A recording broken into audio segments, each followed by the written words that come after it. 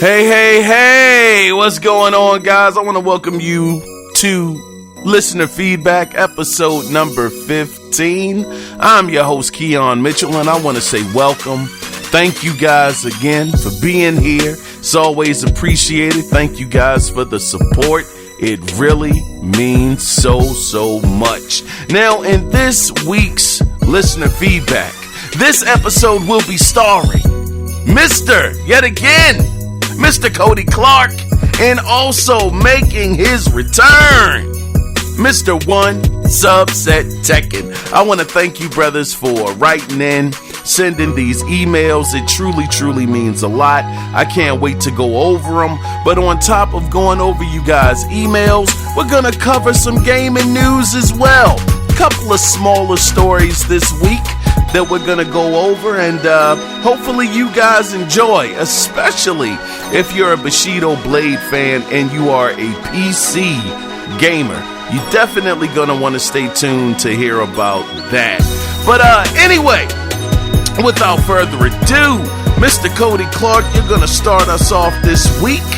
You wrote this one in your first email on January 29th, and the title of it is "And then there was TVs and possible gambling apps on Google Play." You say here, Mr. Cody, a state of games. Google allowing gambling apps on their store? That just screams of desperation and bad ideas. Not like we don't have enough predatory apps on Android. Now we got to deal with this? How long before EA or Ubisoft or Konami decides to take an IP and turn it into a rolling credit card muncher? Also, best music in TV shows still has to be the Robotech opening theme. And to be guilty and nerdy, the Gummy Bears TV show. Hey, Cody. Man, let me tell you something, brother. Hey, as an 8-9-year-old back in the 80s on Saturday morning, it was nothing better than that Gummy Bears theme song. That thing used to have me humming, man. I wasn't even humming, brother. I'm be honest. I was singing along. You could hear me just saying, "Gummy Bears bouncing here and there and everywhere. High adventure that's beyond compare. They are the Gummy Bears." Hey, Cody, brother, I am not even going to sit up here and act like I wasn't having the time of my life at like 8-9 years old watching Gummy Bears, getting ready for some Gummy Bear adventures on Saturday morning. Brother, let me tell you what I had. I had a bowl of cereal, probably Mr. T's back then, some Mr. T cereal or some Captain Crunch, one of those, and I had the bowl getting ready for this cartoon. Listen, brothers and sisters, if you have not seen a Gummy Bears, adventure cartoon, oh my goodness, it was so amazing. Just the animation, how detailed the characters were, and these were some good stories, man. I mean, they were telling some really good stories. A young Kiaun was absolutely captivated and glued to the TV when Gummy Bears came on. Cody, you ain't alone on this one, brother. I'm with you 100%. But let me continue on reading your email. You said, versus the Macross opening, which is such 80s Japan hair metal. Yes, indeed, man. Absolutely phenomenal. Fantastic as well. Now, what I want to do here, Cody, is I want to open up this link that you sent me to try to get a better understanding of what you mean by it's going to be gambling. I mean, yeah, that's self-explanatory, but let's go a little deeper down this rabbit hole. Now, the link you sent me, it says Google to allow gambling apps in the Play Store. It says Android users in the US will soon gain access to betting and gambling apps through the Play Store. Google announced Thursday, CNET reports. As of March 1st, online casino games, sports betting, lotteries, and daily fantasy sports apps will be allowed in certain states. You can see a complete list of what types of gambling apps are allowed in each state on Google's support website. Wow, so they are going full force into this situation of giving people just easy access to gambling. Man, Cody, man, you know how this goes, brother. Big corporations, man. Corporations, and I mean, I don't know how many states it's going to be available in, Cody. They said it'll be in some, not all, pretty much. So it'll be interesting to see which states actually allow this. I'm sure here in Maryland, they'll definitely allow it because, man, I'm gonna tell y'all something, man. Maryland, Baltimore, man, they suck the doggone life out of you when it comes to taxes, and cost of living is really starting to go up here, quite a bit over the last couple of years. Still not nearly as expensive as places like New York or my gosh, California, where the prices are absolutely astronomical. But things like this, Cody, it doesn't really shock me, brother, because I was wondering, like you had brought up, where you said, how long before EA or Ubisoft or Konami decides to take up an IP and turn it into a rolling credit card muncher. I'm going to tell you something, Cody. I thought that by now that EA would have been on the front line of allowing gambling when it comes to Madden, because they actually have the Madden tournaments. People go over to people's houses and bet money all the time. I've been a part of that myself, not necessarily with Madden, but with Fight Night, going over and putting money up or whatever and being around guys that, do it for Madden as well. So I figured that something like that, it would just be a matter of time. And I truly thought that by now EA would have been on that wave as far as like allowing you to gamble and the house takes maybe 10%. I mean, you know how it is, Cody. All they're trying to do, these corporations, they just trying to get to the bag, brother. It doesn't matter how. It doesn't matter how many people they got to knock down, push over, to get there. They're going to get to the bag, man. But the thing is, though, just to kind of put it in perspective, it's not like they're going to be holding a gun to anybody's head to participate, in the gambling festivity. I don't know if it's festive, because losing money is never fun, especially if you gambled away your mortgage or your car payment. That's a bad day. That's why, I don't really get into the gambling stuff myself. I got too many other vices that I use, man. But gambling is definitely not one that I've really been really heavy into. If I gamble anything, brother, I'm talking like $5, $10, maybe $20 tops. I'm not trying to gamble hundreds, and definitely not thousands. That's not really my lane, brother. But for the people that are into that, I just hope that they're able to contain themselves, not go too far over the edge. And I mean, that's easier said than done, because going to places like New Jersey, what's the spot in Jersey that they have that people go to? Atlantic City. I've gone there a couple of times just to vacation, not to gamble or anything like that. But up in the casinos, they have all of these signs all around. If you have an addiction, call this number. How many people really call in the number? I mean, God, dog, how many people are saying, you know what, I'm sitting here at this poker table, I'm about to put up my mortgage, you know what, maybe I need to stop midway and say, I gotta call these people, man. I gotta call them. It's just it's a way of them saying, look, we're covering our bases. We're letting you know, the problem. If you have it, do what you got to do to get through it. But they really don't care, man. And I mean, that's just how it is, man. And with it being through an app, Cody, man, they're going to care even less. So hopefully, once again, people that are into gambling. Hopefully they do it responsibly, kind of like you're supposed to do when you're drinking, do it responsibly in moderation. Yeah, moderation. But, yeah, Cody, it'll be interesting. I really do want to know which company is going to be first to do this, to allow this to happen. I mean, we're already online. Well, I can't say we. I mean, I am online, but y'all know I'm not playing online. It's not where I'm at. I'm single player in it right now, brothers. And I'm going to tell y'all, Cyberpunk 2077, God dog. I'll tell you about it later. But I am going to be interested to see if they allow that. People are, like I said, online. It's nothing to go through a Cash App or have some kind of, I don't know, an ATM machine hooked up to EA from your credit card to put the money on. I'm interested, man. I mean, who's going to do it, Cody? I tell you what, this is a question for you, good brother.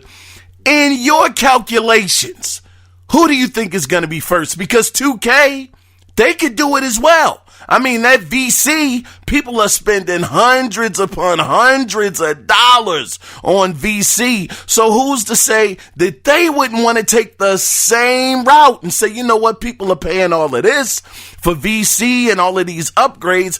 How much would people really pay to bet, to gamble? How much money would they really put in the pot to gamble? And we could take 5 or 10% of the earnings and, reinvest it into the company. I'm telling you, man, you might be on to something with this, Cody. You might be on to it. I had asked this question, I think, man, maybe a year ago, I can't remember verbatim what the question was I asked, and that's terrible because I was the one that asked it. But I was basically wondering, how long would it be before they allow gambling and gaming, or was it a good idea, something like that? But this right here, Cody, I don't know, brother. This is gonna be an interesting situation. Are any of you guys gonna go on some of these apps and maybe gamble and, try your hand at a hand of poker or something like that? I don't know, man. Very, very, very good, topic too, Cody. Excellent, brother. And, I can't wait to see what happens with this March. Remember, let me make sure I got the date right here, Cody. Did it say March 1st? Yep. As of March 1st, online casino games, sports betting, lotteries, and daily fantasy sports apps will be allowed in certain states. Very interesting. Cody, I've said it once, but I'm going to say it again, brother. Thank you so much for this email, and thank you for writing in. You wrote in twice this week, and I'm looking forward to getting to your second email here momentarily. But just jumping into some gaming news real quick.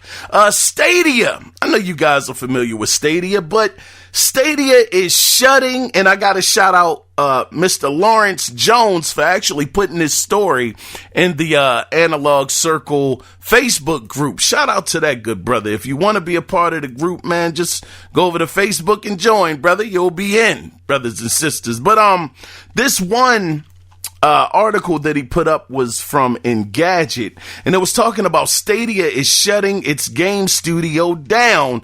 I should say, not Stadia, but Google is shutting it down. Now, this is the thing. They opened their first Stadia studio back in 2019 in Montreal.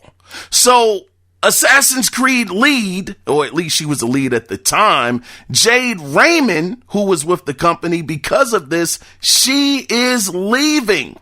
Now the company, not the company, she's leaving the company, but Stadia, they said that they're just going to concentrate on third-party deals. And Stadia's vice president, Phil Harrison, golly, wherever this guy goes, it seems like it's the black hand of death.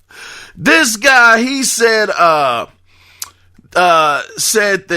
quote, creating best-in-class games from the ground up takes many years and significant investment, and the cost is going up exponentially, I should say.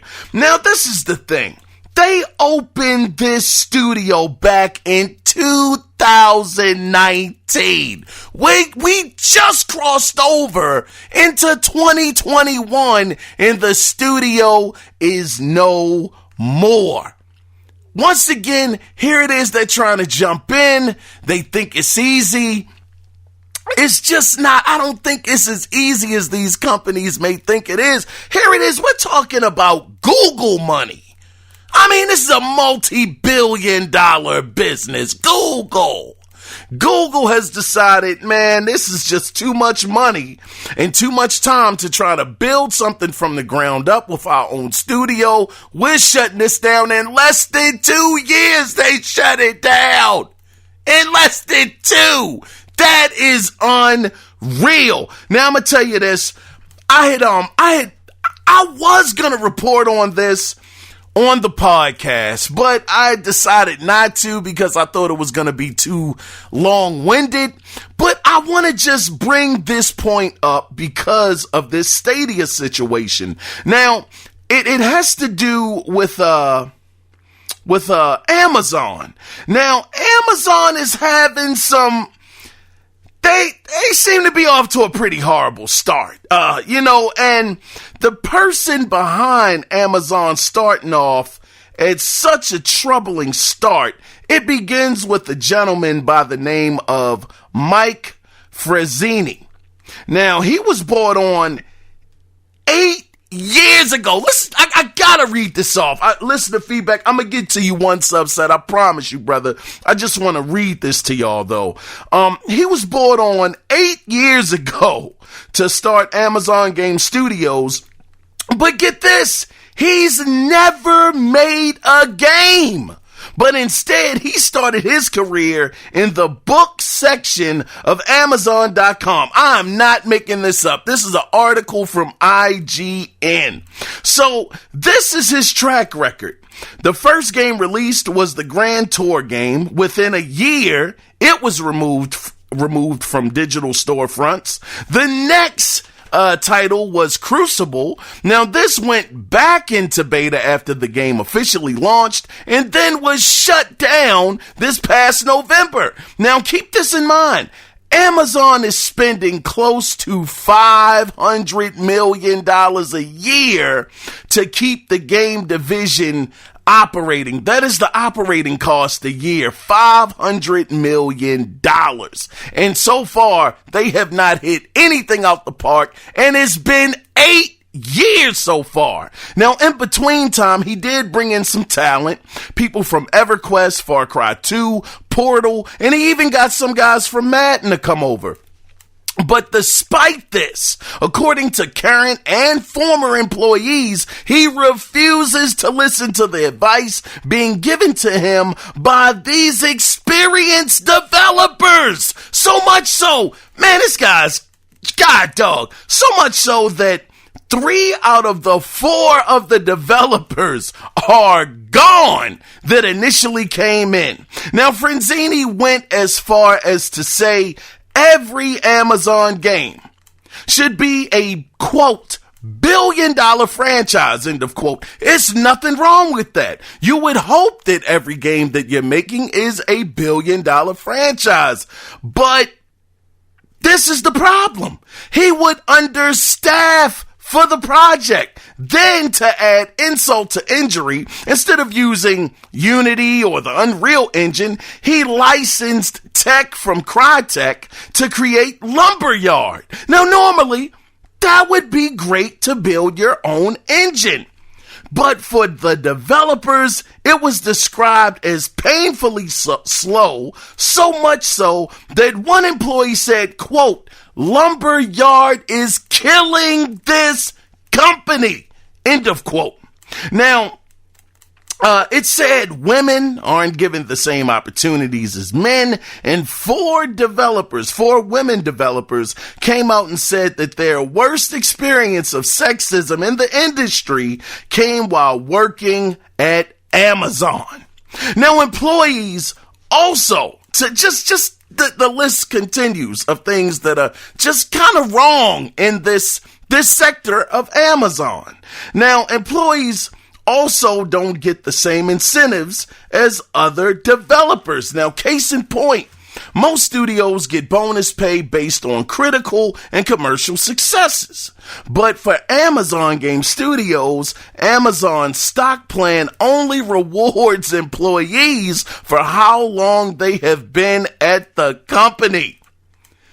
How the world do you have all of this going on? First off, 8 years has gone by, and you have pulled 2 games that have come out. One that came out, you just shut it down in November. The other one before that came out, and you just you just took that off of all of the storefronts. It's been 8 years. Now, I said all of this to say that, similar to the Stadia situation, that no matter how much money a company has, no matter how much talent or resources a company has, you're only as good as your leadership that you have in place. And this guy, Mr. Franzini and Phil Harrison, y'all are not doing your teams any good. How the world are you 8 years in a position and you still haven't really released the game? The 2 games that you released, you either pulled them off of the storefronts or they got canceled. How are you going to continue to grow? It's the situation. Everybody was up in arms. Oh man, Google Stadia is going to take over. I don't think, let me calm the heck down. I don't know if anybody said Google Stadia was going to take over. I definitely didn't say that. And I didn't hear a lot of people saying that, but everybody was saying that this is the wave. These guys are going to come in. They're going to come in like a iron punch from Mike Tyson and knock some people around. And here it is, these companies on the gaming side of things, they are struggling. They're struggling right now because of the leadership. I can't say that it's the budget. Golly, $500 million a year being spent over there at Amazon for the gaming sector of the company. Good gosh, that's a big AAA, man. What did God of War cost? Maybe $250 million to do? And here you have double that for a yearly salary of how much they're pumping back into that section of the company. God, dog, it's something wrong.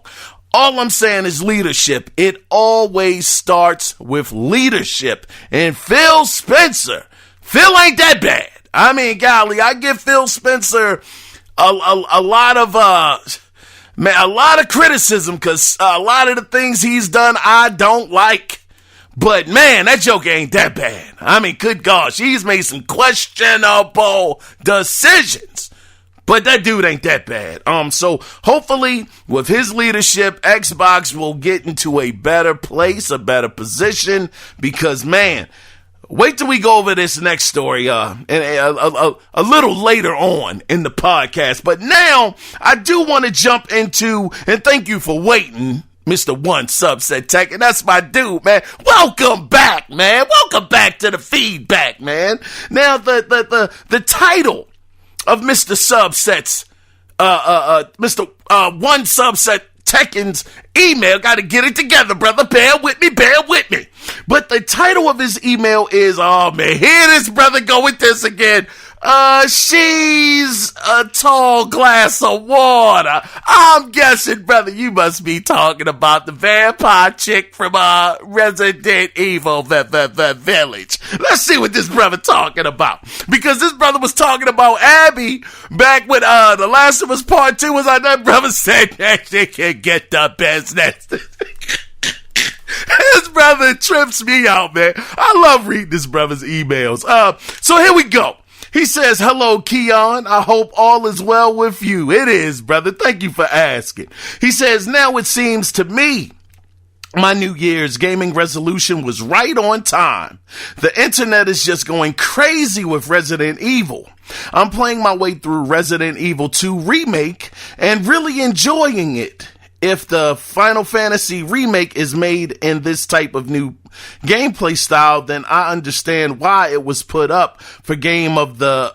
However, I like the way you conveniently, brother, left out that Game of the Year. I like how you conveniently left that out. Pardon my speech, brother. I'm trying to get it together here. Now he says, let me see now, and lost my place on the email playing around. God dog, hold on. Made in this type of gameplay, I understand why it was up for. Okay, he says, however, yeah, man, Final Fantasy VII Remake is really good, brother. It is, man. And granted, I ain't played all the way through the game or anything like that, but it's good, though. It is, man. He says, I understand why, golly, I lost it again. Okay, he says, however, I still believe it needs its own category. I mean, that's fair. I hear what you're saying. You explained that the last time. I got you. I understand where you're coming from. He says, okay, now 2 things I'm thinking about. The protagonist in Resident Evil 7, is he the same guy from Resident Evil Survivor from the PlayStation 1 days? If so, thumbs up to Capcom for connecting the dots. Interesting. He says, I never finished the game, but I'll add it to my list this year of games I need to finish.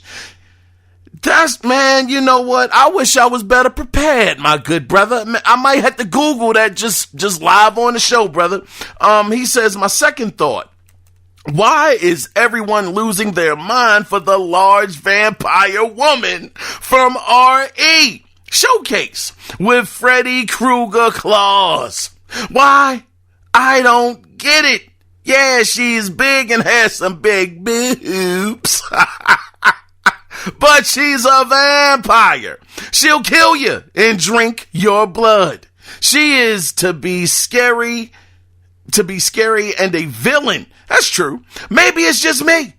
Well, that's all for me. Please wash your face, hands, and butt.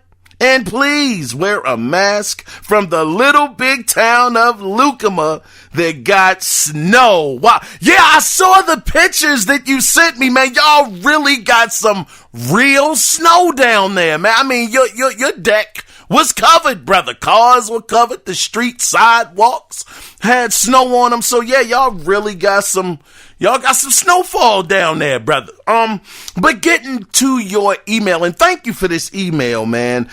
Talking about the vampire woman. I don't get it either, brother. Maybe it's because she does look feminine. You know, she has some body parts on her that are protruding out quite a bit. You know, that might have something to do with it. But yeah, she is definitely there to definitely wreck shop and do some bodily harm to you. I would have to definitely agree with you on that for sure. Now you got me interested, man. Let me see if I can look this up. Let me see about Resident Evil, the Survivor. Let me see if I can look it up real quick on the air. Let's see. Because I'm probably going to get it wrong. Okay. Is the Resident Evil character in Survivor the same one in Resident Evil 7? Ain't nothing come up. Let me see. Same universe. Nothing is coming up for it, brother. Nah, it doesn't seem like they are related. Let me look into the news part of it. Just to be on the safe side, man, because that's an interesting question. Nah, it's nothing there. It's nothing there, one subset. So, nah, it doesn't look like the two are connected. But, man, that was a good spot out, you know, for you spotting that, brother, to even bring that to light. But I appreciate this email, brother. It's good to hear from you too, man. Continue to write in, man. I get a kick out of your emails, enjoy reading them, and it's always great to hear from you, my brother. Now, the before I get into your email, Cody, and I believe that's the last one you sent me. So yeah, we got one more to go. with you, Cody. But the other thing that I wanted to tell you guys about, just keeping with, the news, GoldenEye. It had a remake on the 360. Who the world knew that, man? It got canceled over on Digital Foundry. They had done a stream, or did a stream on it where you could check it out. It looked pretty good too, man. I mean, they did some work, man. I think that would have been awesome if it had released. I think it had something to do with the licensing with the game. I'm not 100% sure how it completely worked because I didn't look at the video yet. I just know it was uploaded because it was in my feed, earlier today on YouTube. It came over my phone. So I definitely want to see what that was about, man. But imagine if that had released 4-player co-op. Not co-op, but versus on the 360. Golly, man. That'd have been so cool. But in another gaming news story, another quick one. Sony, man. These guys, this is coming from The Verge, by the way. Sony has shipped 4.5 million PlayStation 5s last year worldwide. Now, once again, shipped, we all know that's not the same thing as sold, but it's been sold out everywhere. It's still sold out everywhere. So I think it's a safe assessment to say that they sold 4.5 million PlayStation 5s. That's between November and December. Less than 2 months. These guys are already out the gate with almost, probably at this point, worldwide, I'm sure it's a safe bet, even though I know that production isn't, fully up and running. They say it's going to be a while. It's going to be a couple of months before they're readily available for everyone. But I would say it's almost a safe bet to say that they have probably went through. 500,000. That's a bit excessive. So maybe not that many, but possibly maybe 200,000 they've gone, through, for this year. So, I mean, almost teetering at 5 million, and you're not even 3 months out the gate. That is very impressive. Now, on top of that, they made actually $8.4 billion in their third quarter fiscal year. Well, their third quarter. Yeah, I said that right. Third quarter fiscal year, which was the most that they had ever made. Now, the fiscal year, just to put this in a little perspective, this was between July and September. And they said that around that time, if I'm remembering correctly, and don't quote me on it, but I believe they said that demand for the PlayStation 4 had dropped by like 60%, some immense number, where during that time period, I believe they only moved like 1.1 or 2 million units of the PlayStation 4 at that time. So, despite that, being able to still come out with a $8.4 billion quarter is absolutely amazing. Now, the other part to this that is also just as interesting is Sony did say that 8.4 billion, not all of that was profit, because Sony has been selling, and this is from Sony themselves. They said this. Sony is selling the PlayStation 5 at a loss. So, once again, because of that, it was less profit that was made. So maybe, not even maybe now, those reports that we heard were true from Bloomberg when they said that, it was costing this much amount for them to build each unit. And if they are selling the PS5 at a loss at between $400 and $500, that does fall in line with what Bloomberg was talking about. And with that being said, how much money do you think they're losing on each unit Is it $60? Is it $70? Is it $50? Because again, I go back to when the Xbox Series S leaked early. They still didn't have a price point. Microsoft was still holding all of their chips close to the vest. So if they came out at a $500 price point, and a $300 price point, where do you think Sony would have had their console fall as far as price range goes, fall in, with how much they would have sold theirs for if they didn't get a heads up on what Microsoft was doing? I'm telling you, I think it would have been, and this might sound excessive, but I think Sony might have tried it. They might have tried a $600 price tag. I know that is the hand of death when it comes to console prices. $600, that was almost the death of the PS3. That's what really, really messed them up with that. But I think, well, even if it wasn't $6, okay, let's not quite go to $6, but maybe $549.99, possibly. I'm interested to know how much they are losing on each of these units. But I've rambled on enough. Let me go ahead and get into the last email here for this week, and it is coming from, I told you guys, Mr. Cody Clark. Now, the title of his email is called Gold, more like bronze. Oh, shucks. He says, ask Xbox Live Gold. Oh, this was the question I was asking earlier this week. He says, ask Xbox Live Gold. The idea of losing all of that established money for years and stuff, I don't really think it would be a good idea. I mean, do a ton of people take advantage of the middling free games? I know I wouldn't. He says maybe not much. But is it sort of silly to lock all those multiplayer games behind a paywall when you can play them online on PC or PlayStation for no cost? I mean, that is kind of not cool. I would say there is still a ton of value and prestige and legacy behind Xbox Live Gold.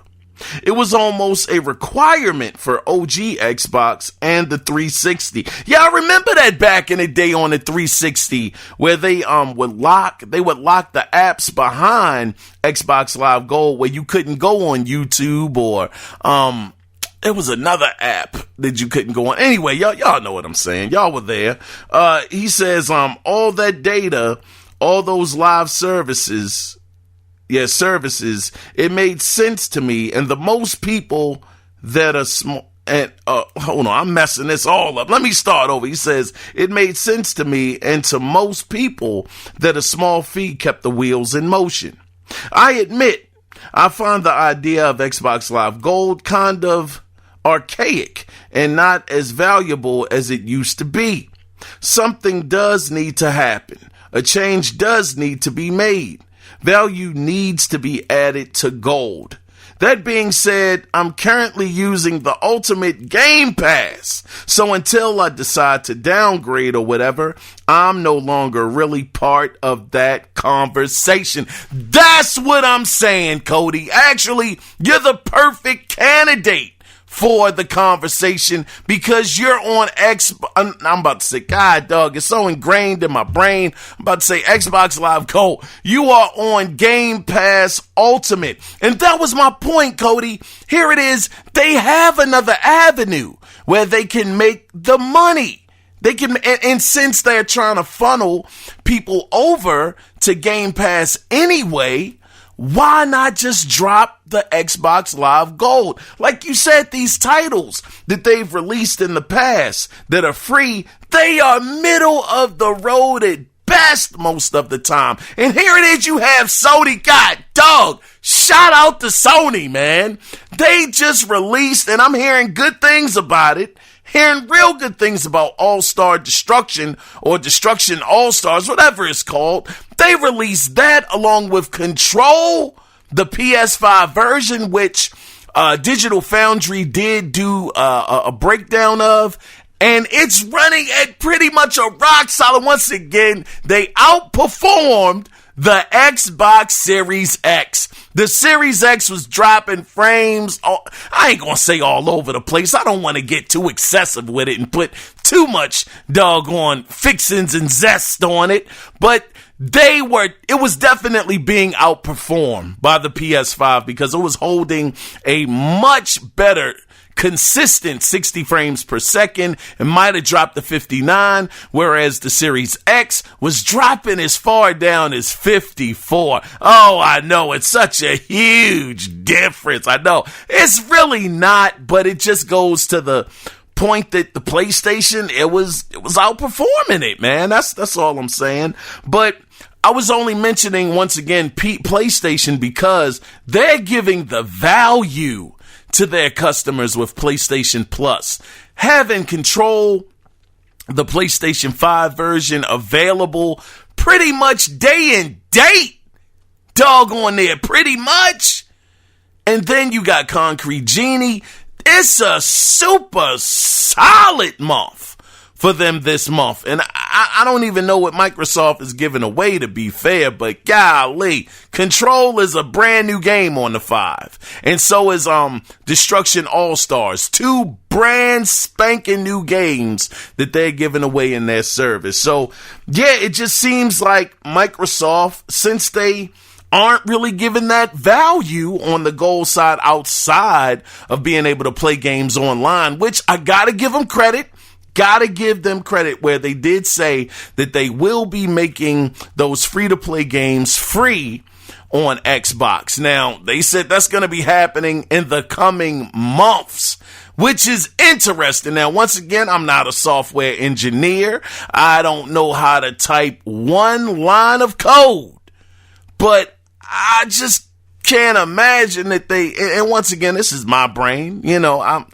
Hey, man, I've never, ever, like I said, acted like I know how all of the intricacies of this stuff works. But I would say that I thought it could have been as simple as an on and off switch. And I guess obviously that's not the case. I guess they got to go in there and do some work. I don't know. But in the next coming months, it'll be awesome when it happens, I'll say. So, I mean, I give them credit for that. I'm not going to give them too much credit because it hasn't officially happened yet. But them mentioning it, saying that that's what they're going to be working on, then that's cool. That's really good. It'll be even better, once they actually flip the switch and it's official. So, yeah, it just doesn't seem like it's given that same value. It seems like if you want that ultimate value, no pun intended, you have to get Game Pass Ultimate. That seems like that's the better value all around. And once again, we know that that's what they're trying to make their cash cow. We know that that's where they want all of us to go, is to Game Pass. Why not, like I said, just take that barrier down from Xbox Live Gold and just promote Game Pass? I mean, I don't know. I don't know. That's the way I see it. Others might see it differently, but yeah, man, that was the last email for the week, and I want to thank you guys again. Thank you, Cody, so much, man. You've been an OG of the show for many, many years, brother, and I really, really appreciate you. And thank you, One Subset Tech, and you've been down for quite a while too, brother, and I really appreciate you writing in as well. Look forward to hearing from you guys hopefully next week, and we can, rock and roll again, man. But before I get up out of here, I just want to say, hey, happy 25th anniversary to Laura Croft, turning 25 years old this year. Golly, it's been a long time that Laura Croft has been around. Shout out to the people over there at Idol Studios, as well as the new guys that are in charge of the franchise. What is it? Crystal Dynamic.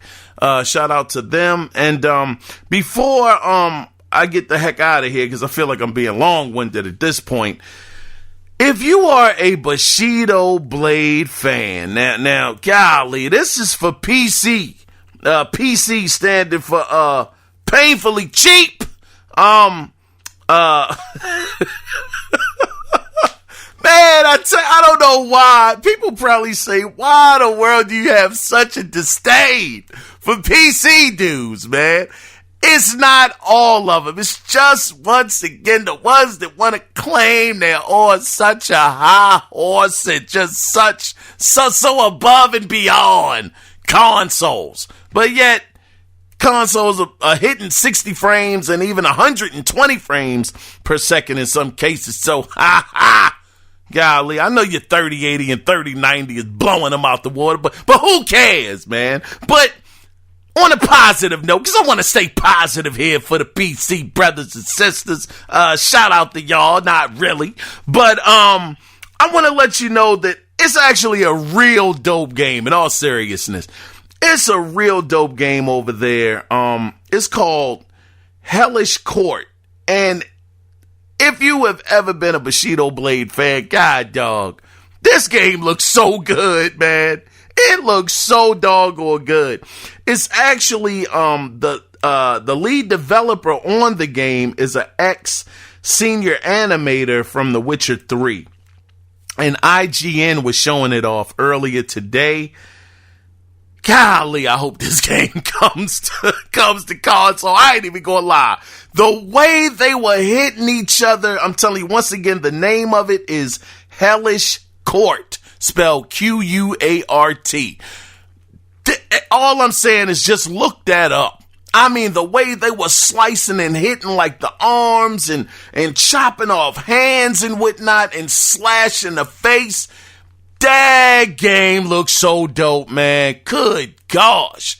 I don't know who the name of the team is this behind it, but wow, they might have a winner on their hands with that one, especially, once again, like I said, if you were a Bushido Blade fan and you like that realism of that one hit, maybe hitting the neck or artery or, an arm, and the arm is no longer able to be used, or the hand, that joint, man, they got it. They got it. I would definitely say if you're a console player like me, I know you can't play it, but I would still say check it out, because that joint is dope, man, for real. But yeah, that's it, man. That is it for the listener feedback this week. If you want to be a part of the next episode, that it'll be recorded next Wednesday, you can either call in at 443-216-9934 and let your voice be heard, or you can email the show, and the email address is theanalogcirclepodcast@gmail.com. I was your host, Kiaun Mitchell, and once again, it's really appreciated that you guys come out and show support. It's very it's heartwarming, brothers. It's heart touching, brothers and sisters. It really is. So yeah, with that being said, I'm out of here. And for PC guys that do show up, listen, man, I'm grateful. Very, very grateful that you guys show up. But I gotta give y'all a hard time, because y'all give us a hard time, god dog it. So yeah, it's gonna be a love, not so much love, relationship with y'all mother lovers. But it's all love, though, man. So, with that being said, get out that PC, guys, and download this demo. If you do, let me know how the gameplay is feeling, man. Let me know if the game is feeling real tight, like it could really be a contender. Because that's something we haven't seen, like I said, in many years, when it comes to fighting games. I wonder, could something like that be one of those tournament type of games? Like would it get that kind of player base where, man, the matches would be over in like 4 seconds. It would be no time. So your skill set would have to be absolutely phenomenal, not phenomenal. You got to put a phenomenal on that joint, because you would definitely have to be skilled. But now I'm rambling, so I'm out of here, guys. So Sunday, we'll be back at it with some more gaming news. Until then, you guys take care and be safe. Bye-bye.